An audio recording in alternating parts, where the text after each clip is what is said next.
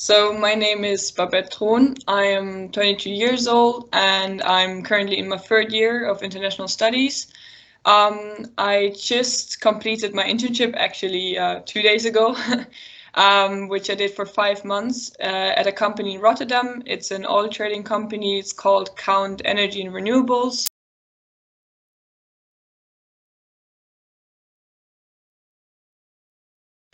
I found Count actually through LinkedIn. They were participating in the sustainability days at the Erasmus University in Rotterdam. So I think I followed the uni in Rotterdam, and through that, basically saw a post by them. So I was looking for internships. It was a bit hard because of Corona to find one. So I thought, okay, I wanted to go actually in the NGO section, but I had a look at Count and found it very interesting and applied. Just sent them an email, basically, CV and motivation letter, and got an interview, and then was selected. So.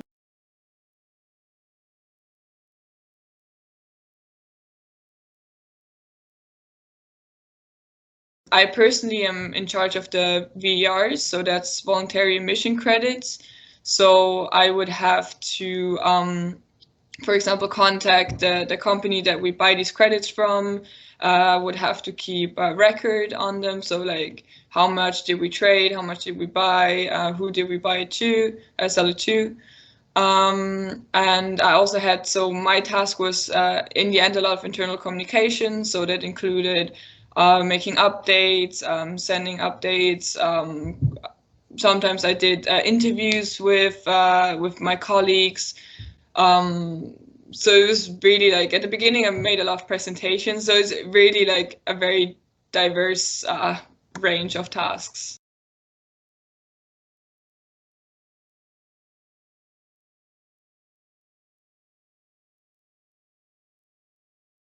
Our intern program is pretty diverse, so we have I don't know, one girl is half Russian, half American, the other guy is Portuguese, so we have a really diverse program in that. But because it is in general a Dutch company, and I think it's more typical for Dutch culture that it's super informal. So for example, we have one big office where everyone is like sits, even the CEO.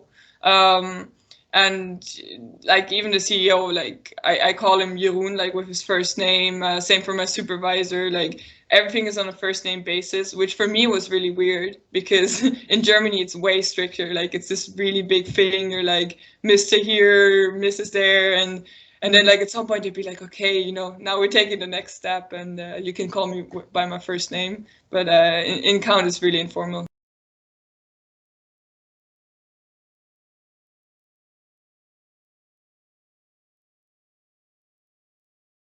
IS is really focused on either working in an NGO or maybe research. And you don't learn a lot about internal, like really how the profit sector works, right? I think we learn to criticize it, but we never learn how do the people really think there, what are their priorities, and working account just really gave me good insights on like also maybe let's say later if I want to work, let's say, against these companies, then now I know how they work and how they approach things.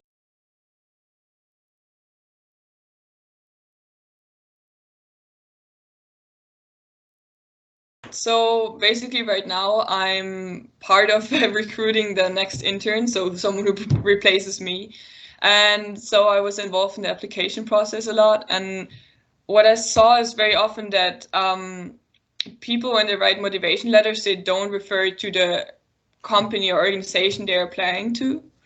And that usually doesn't have a really good effect on your chances because what they want to see is that you're not just writing a general motivation letter for someone, but that you informed yourself about who the company is and basically what they do and how you fit in. So what I would advise is to really in your motivation letter connect it to the organization or company you're applying to.